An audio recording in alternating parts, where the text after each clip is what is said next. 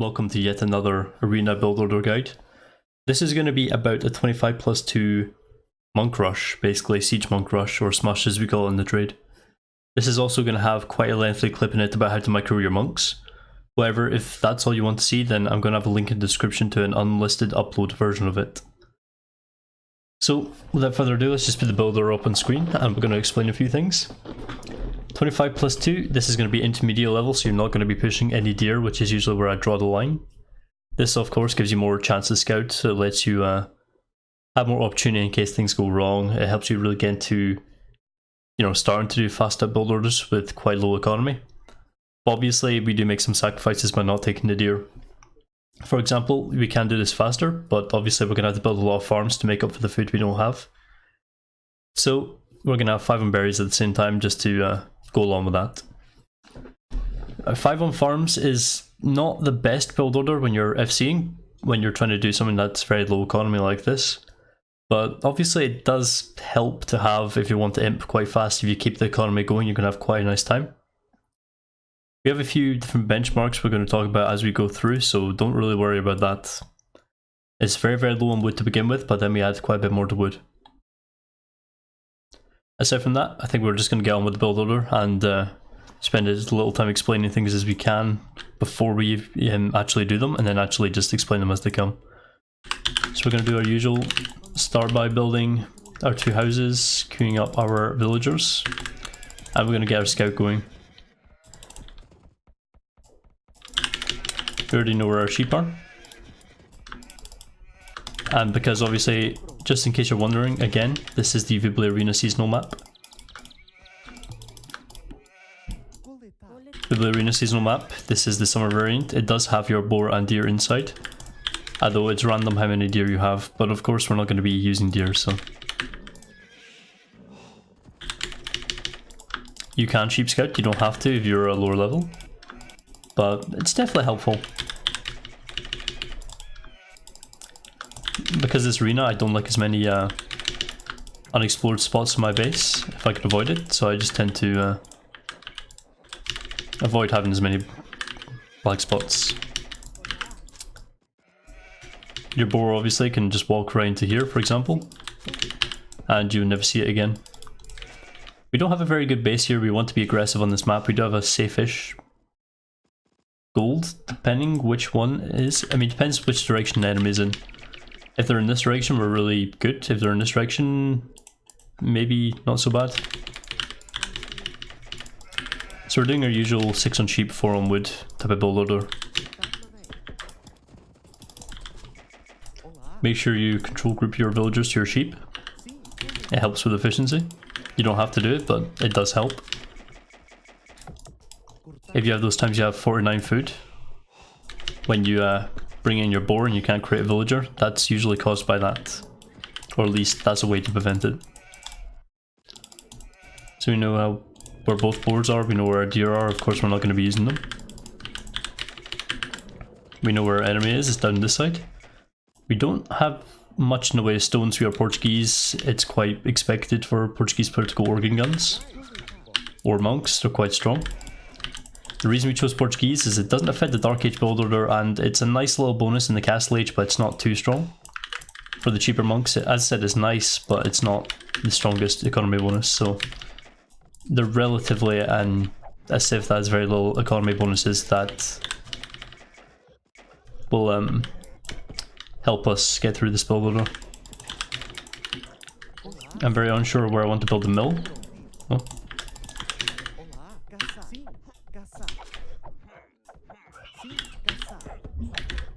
Where's this boar going?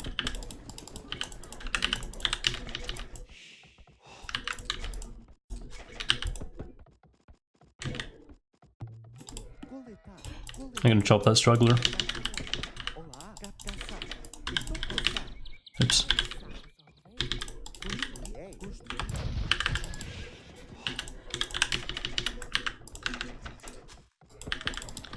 As I said, very standard stuff. 6 sheep, 4 on wood, go get the boar, and then we're going to work on our berries. We want 5 in total on berries, but also we want to get our boar, our second boar. Always go and get your second boar when your boar has between 100 and 160 food left. You judge by how far it is. This far away, I would say this is close to 150. Did I hit it twice? Yes. I'm also going to want to build another couple of houses.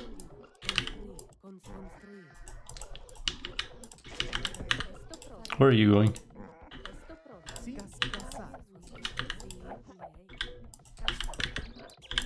No, just click. These stragglers are definitely affecting the pathing. So while we're not pushing deer, we might as well get a lot of scouting information done, because we already have quite a lot of the map already scouted. We know where they are. They're Spanish, which they could go conquistadors, which is not ideal for us.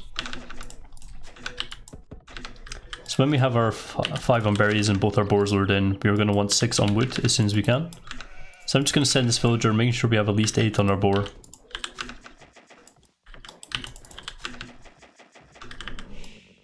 And there we go, we have our 6 on wood.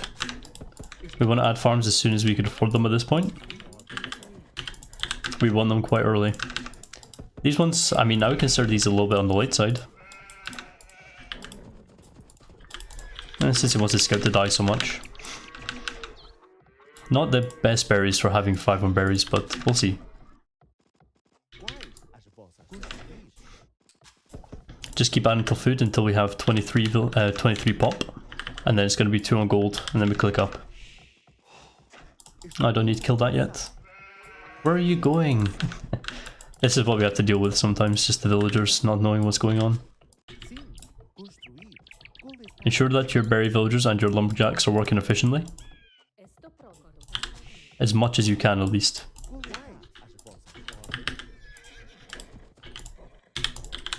I always keep my scout on defensive stance and always patrol it wherever it goes.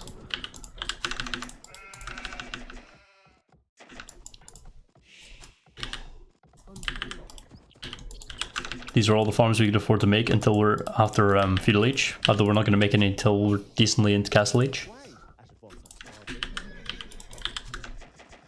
I'm going to click up.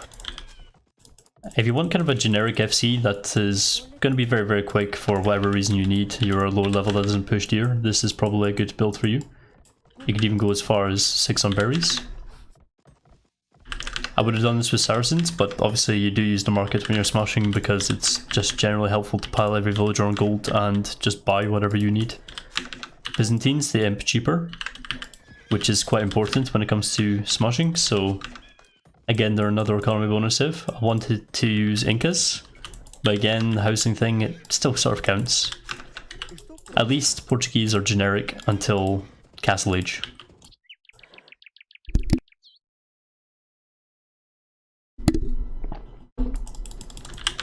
Just getting as much of the map explored as we can, and we have lots of it already explored.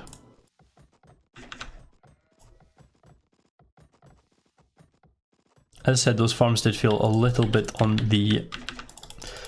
Ah, that is why. I was wondering where sheep was there. I was about to send those villagers to go and build the Marken blacksmith, which they can now. It just depends where and how we want to build them. So yeah, you should be pretty much strapped on the sheep with this build. We're not gonna be flowing resources, for example. Build our Marken a blacksmith and queue up 2 villagers. These villagers will want to go to wood. We want 9 on total on wood by the time we click up the castle age.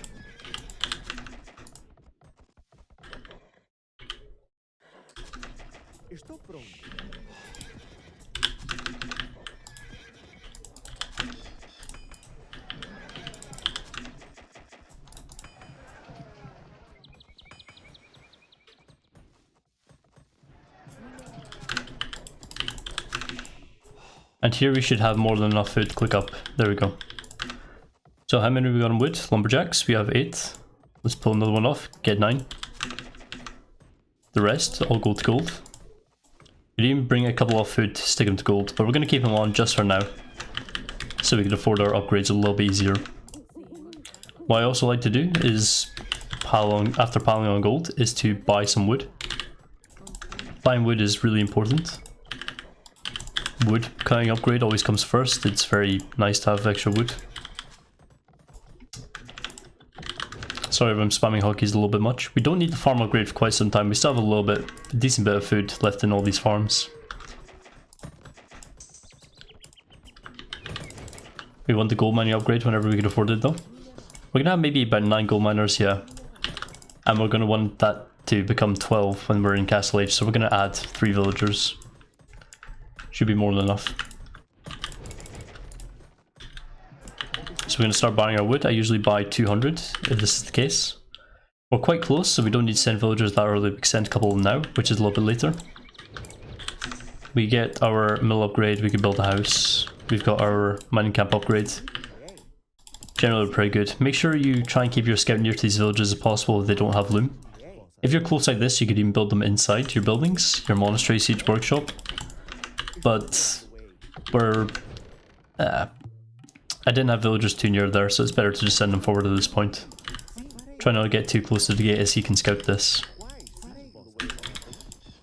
Just in case of wolves and the enemy scout, keep your scout very, very close. You're up quite fast, so don't be too worried. And we may even buy another 100 wood. You want to build your buildings really close, that way if you want to you can easily just put up a couple of quick walls, keep your scout either side, just make sure you can see whatever's coming. For example, enemy scout here, which is nearly dead, but we want to get a ram as soon as possible. If you're up this fast anyway, a ram is really, really useful. Mangonels only come a little bit later. It's quite hard for them to get very early mangonels, no one really plans for it. I like to reseed my farms as they come. We're 1 gold miner short, just 1 more.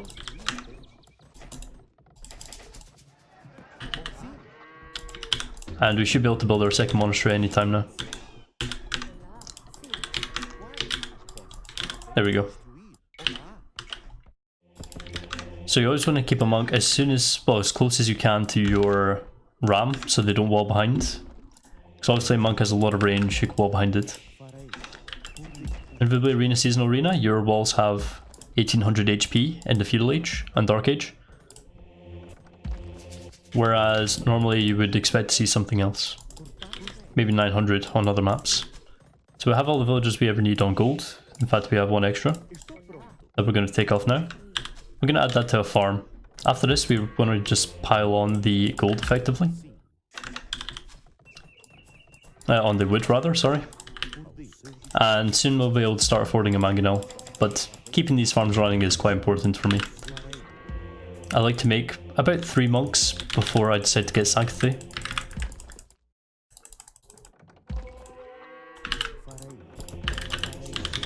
And the next thing we're going to want to make is a mangonel. Of course we're going to want a house because we're about to get housed. Bring in your ram. If you see a market, a key thing to kill is a market if you still have a ram. Most people always build their markets forward, but if you're smushing them, they might need to change their plans really quickly to try and defend it. For some reason he's going to want to build rush my monks. Okay. But yeah, just keep making your houses, keep making your whatever. We're going to buy some wood to build a mangonel because we decided to build that mining camp. Of course, in the long run, the mining camp is very helpful to us. You don't always need to get redemption really quickly, but it can help. So while we're control grouping monks here, I might as well just mention now, I did a separate addendum video, which is essentially going to be how to micro your monks using control groups, and it explains a few other means. So I'm just going to insert that video now, so I'll see you after that's finished. So to quickly cover how I use monks, this is not how everyone uses monks, but I always control group my monks and it seems to work the best. I'm just going to show you how I go about control grouping my monks. Usually I would start with my 10 monks here. If they're not already control grouped, or have just been in a fight and lost a couple of monks, so they're not in the right order and nothing is really sorted, then the first thing I do is I send them back the way. This gives you an extra few seconds while you control group them, a little bit of extra distance, just make sure you don't really get caught that easily by other units. That is always important. So select them all, move them back. 1, 2, 3, 4, 5, 6, 7, 8, 9, and 0. While holding control, usually with my pinky. I usually use middle finger, index finger to go up these numbers, and I transition to my thumb later. With a lot of practice, you get very quick at this.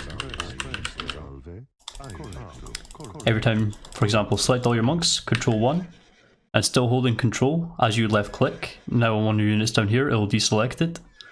And then you can take control group 2. That means we deselected one monk that was on control group 1. So we're not affecting him anymore, he's still on control group 1. These are now on 2. Deselect 1, we do control group 3. The one that we deselected is still on 2. So basically we do that until we get all the way up. And we have monks on 10 different control groups. That way we hit 1 right click, 2 right click, 3 right click. And we can very quickly take them all out of the game.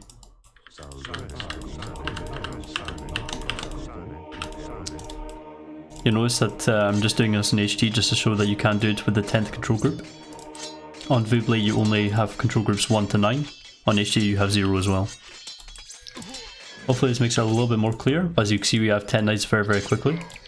If someone's sending 10 light cav towards you, this will let you convert at least a majority of them. And if you convert a majority and you keep your monks alive by moving them back, moving them around your light cav, making sure you use the light cav you target to kill their light cav, then you're actually going to be doing okay, because you'll probably kill them all in the end. But as I said, practice makes perfect, you get really quick at doing it.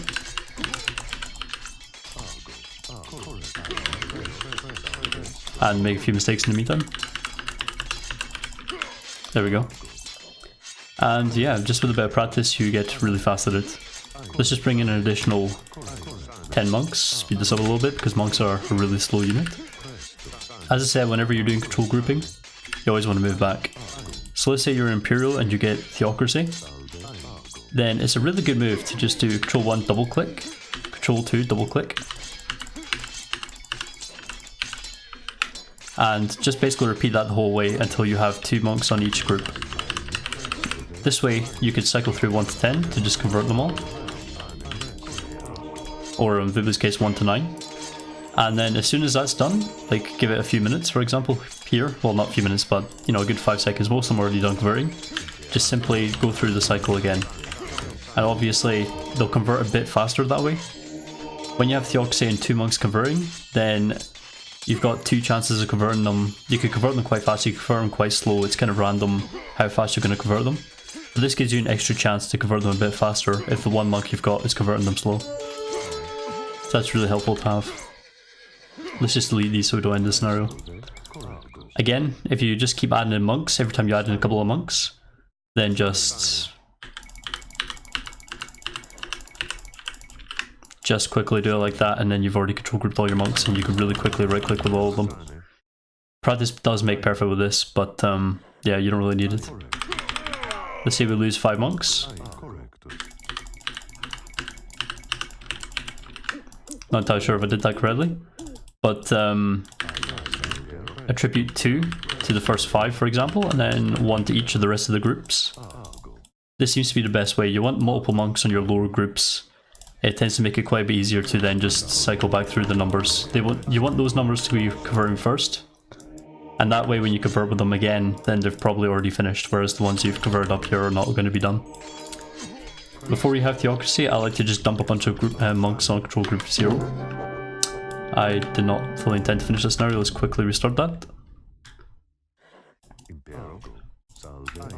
So, for example, if we don't have Theocracy, 1, 2, 3, 4, 5, 6, 7, 8, and 9 on Vubley, or 10 on HD. Dump them all at the end. This way you could do a really basic, you know, like less common monk using technique, but it's probably easier, and I've seen Slam use it actually. The way this works is you can either use these guys to convert buildings when you have Redemption. I usually do it to just mass convert an enemy's base if they're dead and you want to try and get the best value out of their base. For example, in the team game, you sort of win the 1v1 sort of component of a flank vs a flank. So you just want to convert their buildings, then you would just do this. Just deselect 1 at a time and set them on the buildings. What someone like Slam would use is they would put the units in the bottom left position, sort of over the deselect, They would hold control, deselect one at a time, and they would just spam their monks like this. This is useful if you don't have Theocracy, but you have a lot more monks. You can still get some use out of them doing this. But it's not the fastest way. If you can control group, if you practice control grouping all the time, then you'll definitely get a hang of it, and you'll find it quite easy to do. But again, failing that, one thing you can do is just simply hope you have Theocracy. If you don't before then you have to be at quite a good distance and still have scouting of this, so you can set all your monks to start converting, because you don't want them all to actually convert at once. You don't want to like get through half of them, they're all going to convert, and then all of a sudden all these monks convert one single night and you lose all your faith. So again, just keep them over your amount, although some of these did lose their faith. The further away the better. Try and convert the ones closer to the monks first, that way you're probably going to have less chance of converting with a bunch of monks and losing faith in all of them. But that's kind of the basics. In Monk Wars, where you don't really have any other units, for example, if you end up in, you know, you've got Burmese against Slavs, for example, and you just want to have a quick Monk War. Slavs obviously are not in the better position there, but it can still work for them. The one way G-Man does this, just to mention anyone in particular, is he assigns an idle military hotkey. Mine for idle villager is tab, and my idle military is the one above it, to the left of the one. And you would just hit the idle military button, and you would just right click on each of the monks, or if you choose to use this as a normal way, just knights or whatever, and you should be able to convert decently fast. That's kind of the key for using monks. As soon as you do something like pull off the strategy I've got listed as Fast Imp Monk Treb, for example, on the Aoe2 Arena YouTube channel, then you're going to be in quite a good position when you get block printing Theocracy. These sets with good Imperial monks are really, really strong if you learn to control group your monks like this. Light Cav can't actually do too much against block printing monks as long as you are constantly keeping an eye on your monks. You have block printing every time you're like not using them, you're looking away. If you go to look back at your economy to make some villagers, for example, then just select all your monks, send them back a bit, go to your town centre or whatever it is, come back, and you're fine. This does limit your hotkeys a little bit, or your control groups rather, so you can't just control group your town centres. But you can always use your hotkeys. H for TC, Q is my barracks, for example. You're often going to have a situation where you're going to have a lot of spears though, and I'm just going to give you a quick demonstration of that.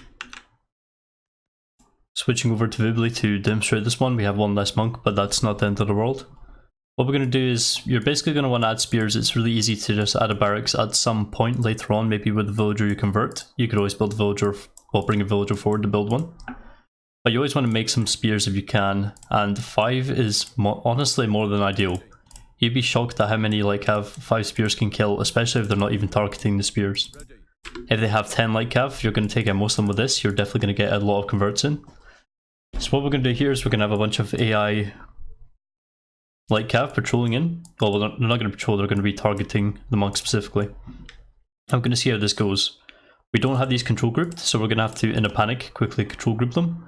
We're going to patrol our monks on defensive stance in and around our monks, to our spears rather, and we're going to see how it goes.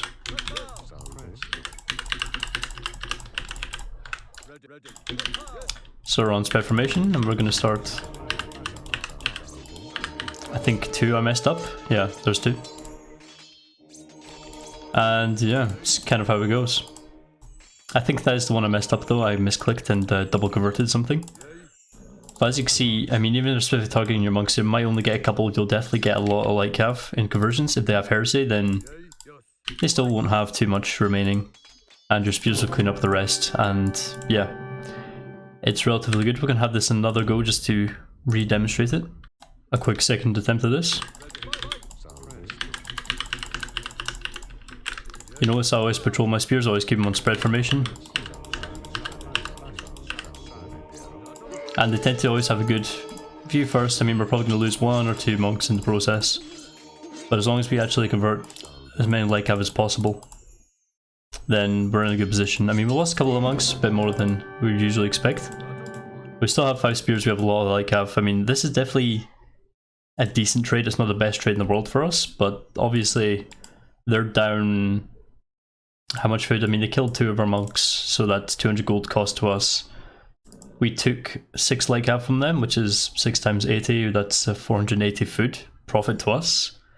And then 480 loss from them. Well, in total they lost 9 light cav, which is 720 loss for them. So we're in a really good balance of equilibrium if we just have this kind of trade going on. To make 10 light cav, or 9 in this case, against 9 monks, it's going to cost them quite a bit of economy. If they're trying to boom, for example, when you smush them, then they're going to be staying 1 TC, they're not going to have too much economy for this. They have to have TCs running and for quite a while to set up quite a lot of farms to be able to just idle and start making this mini light cav. And obviously, as you saw, they're probably going to need twice this to be able to clean this up. They might not even be able to do it, they might be able to kill the monks if that twice this, but they're still just going to have so many light cav losses that, you know, the light cav are going to clean up and just raid when they've been converted. So, really, really nice to control group your monks. Okay, so hopefully now you've been bored shitless after watching that video on how to micro monks. So we're going to get further into the game, we're going to get a bit more late game. We're going to just see through our castle age. If we have a lot of monks, then we'll probably want to consider about starting picking up some nearby relics while we can. If we're definitely ahead anyway, we have the opportunity to keep your scouts, keep scouting around the base. Obviously, if this is a player, they're not going to have such freely available to pick off villagers. We're not going to convert too many of them because obviously that's almost an economy bonus of its own, the AI donating villagers to you. So we're just going to leave it out there. Add in farms when we can. If we can, we could even buy some food. We could get some economy upgrades. We don't really need the farm one. But again, it is useful to have. So as I said, I'm not going to convert any more villagers just simply because it's a bit easy for us to do that. Oh. I forget when you convert so many villagers so easily, then your population just goes skyrocketing. Yeah, get any economy bonus you can at this point. We're going to want wheelbarrow soon because wheelbarrow is quite key to getting you a lot of food to get up when you have a good 14 farms or something in that region.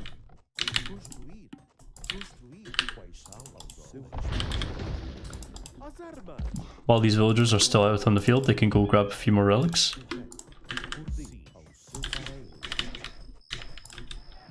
We can even just buy ourselves a bit of food so we could quickly get wheelbarrow. It's definitely worth it to do such a thing, but obviously it's not in a perfect world. We're only going to want about 9 monks in total. We could get a few extras after that, but we don't have to worry too much. We could even afford redemption after we get these couple of monks here.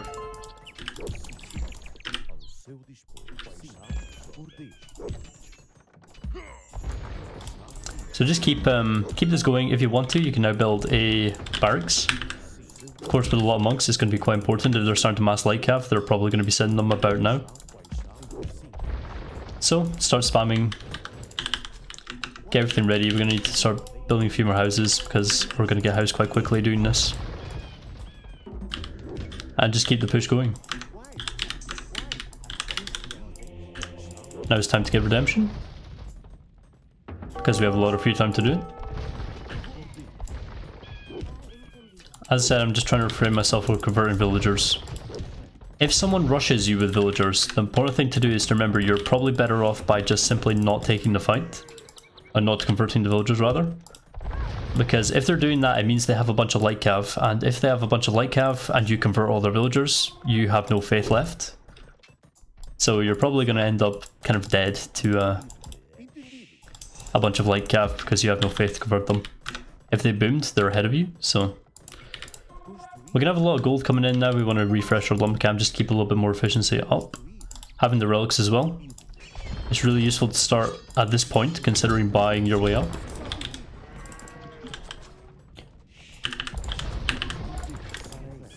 I'm not entirely sure how we stop at GG, but this is the point that we would focus on clicking up. We're very, very close. If we click up before minute 25, we're in a good position.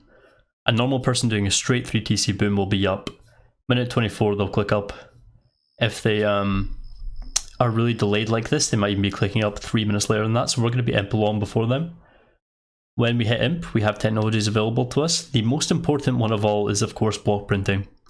A lot of people don't prioritize illumination like I do, but I also do make sure I get illumination if my civ has it right away. It's the one thing I find a little bit weak about Malian monks, but Malians are just such a strong civ in general. They could add in the pikemen, have the extra pierce armor that's really strong. So definitely block printing and illumination are the techs you want to get. If you find yourself in a monk war, then it's going to be quite important that you keep your monk's control groups quite well, that you're very quick at it, or you use your idle military key to scroll through your monks. That's kind of the only thing you could really consider doing in that kind of situation. Make sure you get heresy if you can. If your civ has it and theirs doesn't, then particularly do get heresy and you'll just straight up win your monk wars. For example, now we could just sell the food, we could buy heresy, we'll win any monk war. Or we could just go imperial as we planned, get those techs, then that's always good. As you saw in the video where I talked about control grouping multiple monks, you can easily get yourself a good 18 monks or 27 monks and put 2 or 3 on each control group. And when you have theocracy, they're going to become really strong at just cycling through and converting everything you see. So hopefully this helps you at least get towards imp when doing a smush, and hopefully you win quite a few battles doing this. But just keep practicing, and that is the key to control grouping your monks and using them very quickly. Again, there's different builds you could do. If you push deer, you're in a much better position, so please learn to do that. Hopefully microing with this will definitely get you there. And as I say, the most important thing is if someone's charging you with units, always have your spears in your mix. Patrol them, defensive stance, that kind of thing. You'll be very safe. If you have to look back to your economy, double click them all, send them all to walk back a bit, go to your economy, queue up some villagers, build a couple of farms, whatnot. Look back by double hitting one of your control groups, and then you're going to be, you know, a bit further away than the enemy if they're charging you. So just general tips, there's lots of things you could learn, and a lot of it you're just going to learn by practice. If you have a bad map, this is a really good build for you, and hopefully you pick up a few tips from it.